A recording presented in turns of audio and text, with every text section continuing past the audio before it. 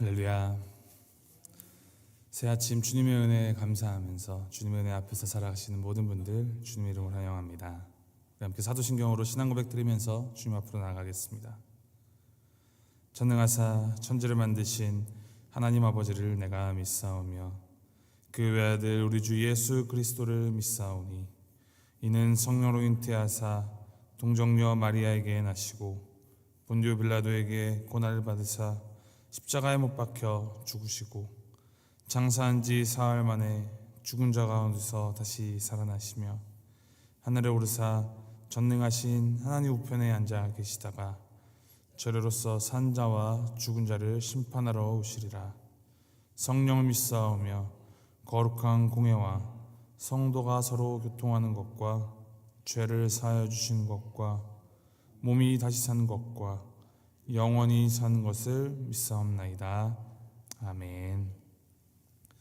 찬송가 453장 함께 찬양합니다. 453장 예수 더 알기 원하네 함께 찬양하시겠습니다.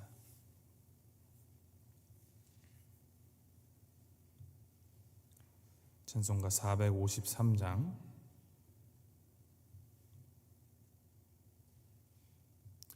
함께 찬양하시겠습니다.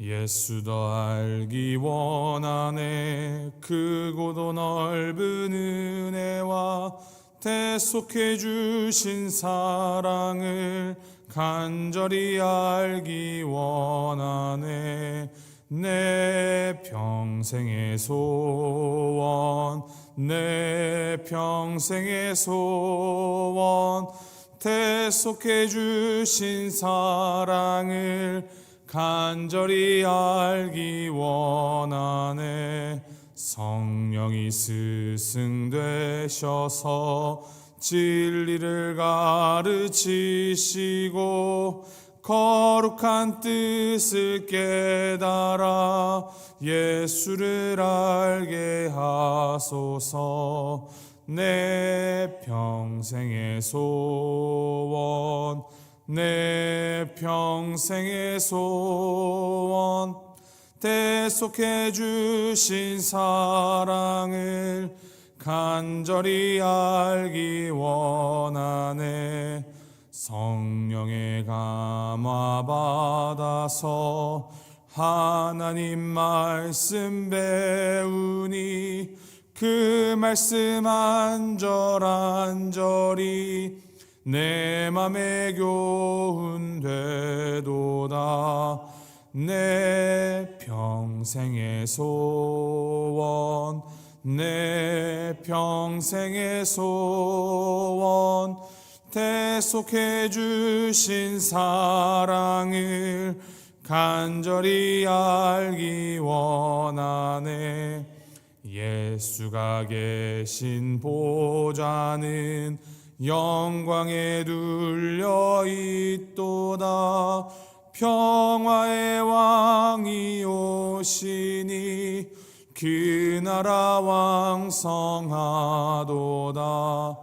내 평생의 소원 내 평생의 소원 대속해 주신 사랑을 간절히 알기 원하네. 아멘.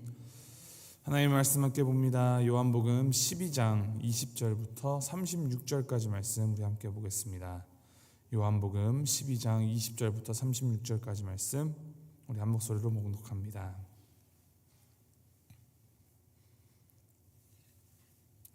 요한복음 12장 20절에서부터 36절까지 말씀 함께 합독하시도록 하겠습니다. 시작. 명절에 예배하러 올라온 사람 중에 헬라인 몇이 있는데 그들이 갈릴리 벳세다 사람 빌립에게 가서 청하여 이르되 선생이여 우리가 예수를 배웁고자 하나이다 하니 빌립이 안드레에게 가서 말하고 안드레와 빌립이 예수께 가서 여쭈니 예수께서 대답하여 이르시되 인자가 영광을 얻을 때가 왔도다 내가 진실로 진실로 너희에게 이르노니 한 알의 밀이 땅에 떨어져 죽지 아니하면 한 알 그대로 있고 죽으면 많은 열매를 맺느니라.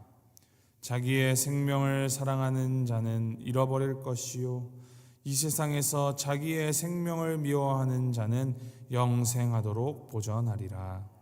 사람이 나를 섬기려면 나를 따르라. 나 있는 곳에 나를 섬기는 자도 거기 있으리니 사람이 나를 섬기면 내 아버지께서 그를 귀히 여기시리라. 지금 내 마음이 괴로우니 무슨 말을 하리요? 아버지여 나를 구원하여 이 때를 면하게 하여 주옵소서. 그러나 내가 이를 위하여 이때에 왔나이다. 아버지여 아버지의 이름을 영광스럽게 하옵소서 하시니 이에 하늘에서 소리가 나서 이르되 내가 이미 영광스럽게 하였고 또다시 영광스럽게 하리라 하시니 곁에 서서 들은 무리는 천둥이 울었다고도 하며 또 어떤 이들은 천사가 그에게 말하였다고도 하니 예수께서 대답하여 이르시되 이 소리가 난 것은 나를 위한 것이 아니요 너희를 위한 것이니라. 이제 이 세상에 대한 심판이 이르렀으니 이 세상의 임금이 쫓겨나리라. 내가 땅에서 들리면 모든 사람을 내게로 이끌겠노라 하시니 그렇게 말씀하시면 자기가 어떠한 죽음으로 죽을 것을 보이심이로라. 이에 무리가 대답하되 우리는 율법에서 그리스도가 영원히 계신다 함을 들었거늘 너는 어찌하여 인자가 들려야 하리라 하느냐? 이 인자는 누구냐? 예수께서 이르시되 아직 잠시 동안 빛이 너희 중에 있으니 빛이 있을 동안에 다녀 어둠에 붙잡히지 않게 하라. 어둠에 다니는 자는 그 가는 곳을 알지 못하느니라. 너희에게 아직 빛이 있을 동안에 빛을 믿으라. 그리하면 빛의 아들이 되리라. 아멘. 어제 본문에서는 예루살렘에 입성하신 예수님을 보고 온 성이 진동할 정도로 무리들이 환호하였습니다. 그러나 예수님은 그들의 그 함성을 듣고도 아무 말씀도 하지 않으셨고 아무 행동도 하지 않으셨습니다. 큰 무리의 유대인들에게 이스라엘의 왕으로 열렬하게 환영을 받으셨지만 그것을 그냥 지나가게 내버려 두신 것입니다. 왜 그러셨을까요? 예수님이 어린 나귀를 타고 예루살렘에 입성하신 것은 이 땅을 정복하기 위한 것이 아니라 겸손의 왕으로, 평화의 왕으로, 하나님과 인간 사이의 화평의 중재자가 되시기 위하여서 자신을 속죄물로 드리기 위함이었기 때문입니다. 유대인들이 예수님에 대한 이 허상으로 열광하고 있을 때 오늘 말씀에 예수님을 뵙기 원하는 사람들이 있었습니다. 20절 말씀에 기록합니다. 명절에 예배하러 올라온 사람 중에 헬라인 몇이 있었는데, 이스라엘이 당시는 로마 제국의 지배를 받고 있었지만 한때에는 헬라 제국에 의해 지배를 받았던 터라 이스라엘 전역에는 헬라 사람들도 많이 살고 있었습니다. 그들 중에 일부가 유월절을 맞아서 예루살렘에 올라와서 예수님을 뵙기를 원했습니다. 하지만 유대인들은 헬라인을 포함한 이 이방인들을 사람으로 취급하지도 않았기 때문에 사실 헬라인들이 예수님을 뵙고 싶다고 해서 쉽게 만날 수 있었던 것은 아니었습니다. 이 헬라인들이 예수님의 제자 빌립을 찾아가서 예수님을 만날 수 있도록 다리를 놓아주기를 바랬고 빌립은 안드레와 함께 예수님께 나아갑니다. 이 안드레는 연결의 사람이라고 할 수 있습니다. 오병이어의 표적 가운데서도 한 소년이 가지고 있었던 보리빵 5개와 물고기 2마리를 예수님께 가져온 자도 안드레였고 오늘 본문에서도 헬라인들을 예수님께 연결해주고 있습니다. 우리 역시도 다른 사람들을 예수 그리스도께로 이어지는 이러한 연결의 다리 역할을 해야 됩니다. 그러한 삶이 참으로 복된 삶입니다. 예수님께서 나오는 이 헬라인들을 보시고 말씀하십니다. 23절 24절 예수께서 대답하여 이르시되 인자가 영광을 얻을 때가 왔도다. 내가 진실로 진실로 너희에게 이르노니 한 알의 밀이 땅에 떨어져 죽지 아니하면 한 알 그대로 있고 죽으면 많은 열매를 맺느니라. 왜 이 타이밍에 이방인의 방문을 받으시자 때가 왔다라는 말씀을 하신 것일까요? 구약 성경 말씀에는 세상에 비치신 그리스도에 대한 많은 예언이 기록되어 있습니다. 그런데 성경은 이 이사야 42장 말씀에 보면은 그리스도를 가리켜서 이스라엘의 빛이라고 말씀하지 않고 이방의 빛이다라고 말씀합니다. 또 신약 성경 누가복음 2장 말씀에도 예수님을 이방을 비추는 빛으로 소개하고 있습니다. 하나님께서 보내시는 이 그리스도는 이스라엘뿐만이 아니라 온 인류에게 구원을 베푸실 뿐이다라는 말씀입니다. 그래서 예수님께서는 이 성경의 예언에 따라 이방인의 방문을 받자 이제 인자가 영광을 얻을 때가 왔도다라고 말씀하시는 것입니다. 오늘 본문의 헬라인들이 무엇 때문에 무슨 연유로 예수님을 찾았는지에 대하여서는 언급을 하지 않습니다. 단지 찾아왔다라는 그 사실에만 초점을 두고 있습니다. 바로 이것이 그 이방의 빛으로 오신 예수님을 드러내기 위한 장치이기 때문입니다. 공교롭게도 예수님의 탄생을 처음 알린 자들도 이방인인 동방박사들이었고 예수님의 순환을 처음 알린 자들도 헬라인들이었습니다. 이것은 우리 예수님이 유대인들만의 이스라엘만의 메시아가 아니라 온 세상의 구원자 메시아이심을 나타내는 강력한 증거이기도 합니다. 예수님께서 헬라인들에게 믿음의 핵심에 대해서 말씀하십니다. 하나님을 믿는다는 것은 스스로 죽는 한 알의 밀이 되는 것이다 라는 것입니다. 자신을 한 알의 이 밀 아래에 비유를 하십니다. 예수님 자신의 생애는 한 알의 밀 아래 생애와 같고 예수님을 따르는 모든 제자의 생애도 이와 같아야 한다라는 말씀입니다. 조금 더 쉽게 말하면 예수님이 누구이신지를 알려면 땅에 떨어져 죽는 한 알의 밀알을 바라보면 되고 예수님을 따르는 참된 제자의 삶이 어떠한 삶인지를 알려면 땅에 떨어져 죽는 이 한 알의 밀알을 관찰해 보면 된다라는 말입니다. 이 한 알의 밀에 대한 비유를 예수님께서는 영광 그리고 죽음이라는 두 개의 단어로 설명하십니다.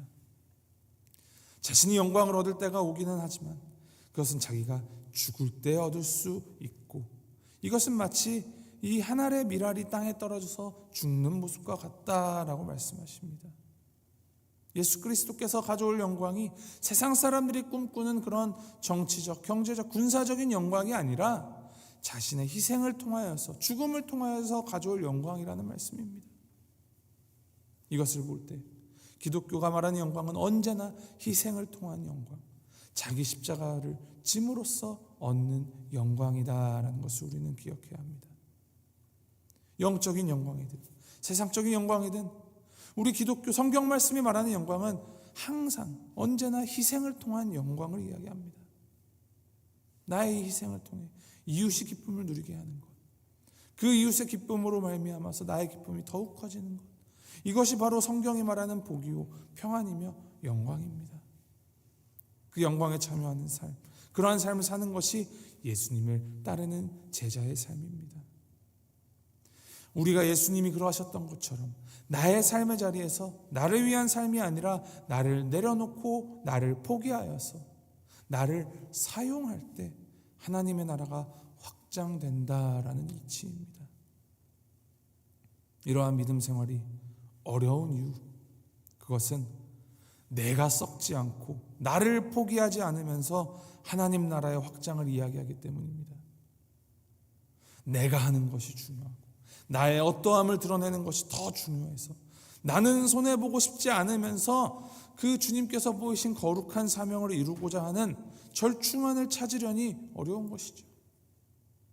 그러나 주님이 가르쳐 주신 대로 나를 내려오면, 나를 포기하면 쉬워집니다. 발목까지 차오르는 냇가를 건너는 것 어렵지 않습니다.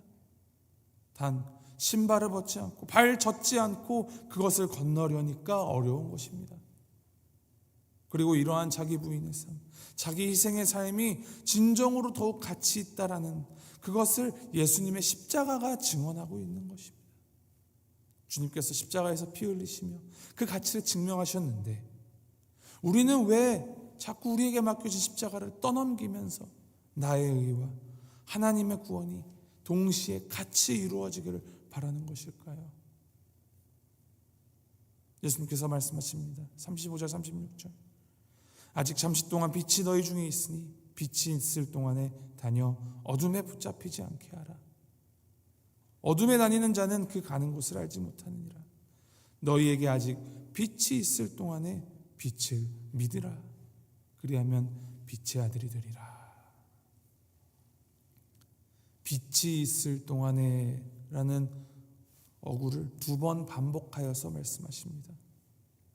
이 말씀은 빛이신 예수님께서 함께 있을 동안에 제자들에게 직접적으로 하는 의미이기도 하지만 동시에 이것을 읽는 우리에게는 우리의 생명이 아직 있을 동안에 기회가 허락될 때라는 의미이기도 합니다.